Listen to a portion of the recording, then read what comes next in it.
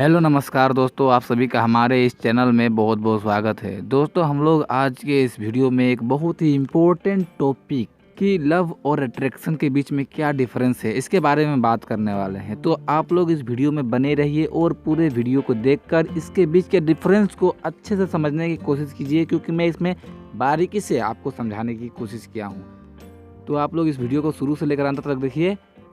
तो चलिए अपने टॉपिक की ओर बढ़ते हैं और बात करते हैं कि लव और अट्रैक्शन के बीच में क्या डिफरेंस है। तो दोस्तों सबसे पहले हम लोग जानेंगे कि लव यानी कि प्यार क्या है। तो दोस्तों लव का मतलब होता है सेक्रीफाइस यानी कि त्याग। उदाहरण के लिए आप लोग समझ सकते हैं हमारे माता पिता का हमारे प्रति प्यार। हमारे माता पिता हमारी इच्छाओं को पूरा करने के लिए अपनी सारी इच्छाओं को त्याग कर देते हैं, क्योंकि वे हमसे प्यार करते हैं, हमें खुश देखना चाहते हैं। उन्हें हमसे कुछ भी नहीं चाहिए होता है, बस वे हमें मुस्कुराते हुए देखना चाहते हैं। प्यार एक ऐसा एहसास है जिसमें सामने वाले व्यक्ति की भावनाओं का दिल से सम्मान किया जाता है। प्यार में इंसान सुख दुख में भी एक दूसरे की कमियों पर बिना ध्यान दिए साथ में खड़ा रहता है। अब हम अपने बचपन की ओर चलते हैं। जब हम छोटे में गलती करते थे तो हमारे माता पिता हमें डांटते थे और समझाते भी थे। कभी कभार तो पीट भी दिया करते थे। कई बार तो हमें खाना भी नहीं मिलता था। तब अचानक चुपके से हमारी मम्मी आती थी और हमें हमारी सारी गलतियों को भूलकर खाना खिलाती थी। उसको कहते हैं प्यार। अब हम आगे बात करते हैं कि अट्रैक्शन क्या है। अट्रैक्शन में कभी भी सेक्रीफाइस नहीं होता है, उसमें हमेशा अपना लाभ देखा जाता है।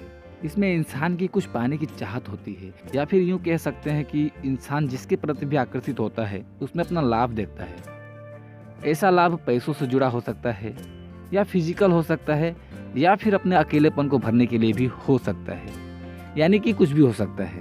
अट्रैक्शन में इंसान हमेशा अपने आप के लिए खुशी पाने की कोशिश करते रहता है।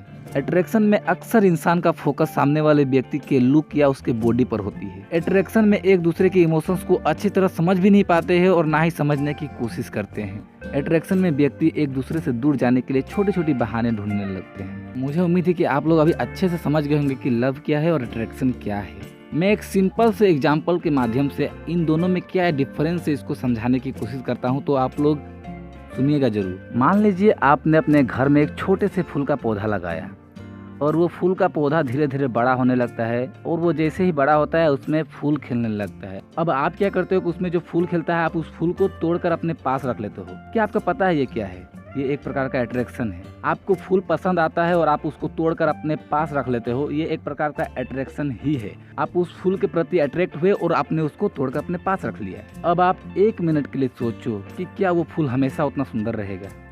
क्या उसकी खुशबू हमेशा रहेगी?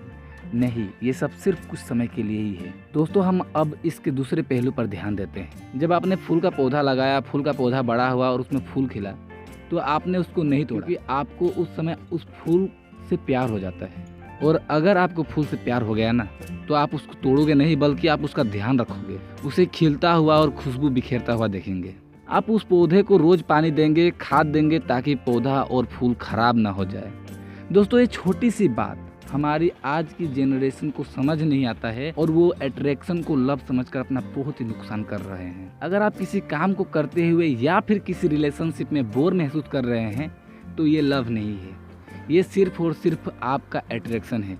क्योंकि सच तो ये है कि जिस काम या इंसान से आपको प्यार होता है, आप उससे कभी भी बोर नहीं हो सकते हैं। दोस्तों ये छोटी सी बात मैंने आप लोगों को समझाने की कोशिश की है। मुझे भरोसा है कि आप लोग समझ गए होंगे। आप अपनी राय नीचे कमेंट जरूर कीजिएगा, और आपके नज़र में लव और अट्रैक्शन का क्या मीनिंग है आप लोग नीचे जरूर कमेंट कर दीजिएगा। और अगर आप लोग को वीडियो पसंद आई होगी तो इसको लाइक कीजिएगा और अपने दोस्तों के बीच में शेयर भी कर दीजिएगा।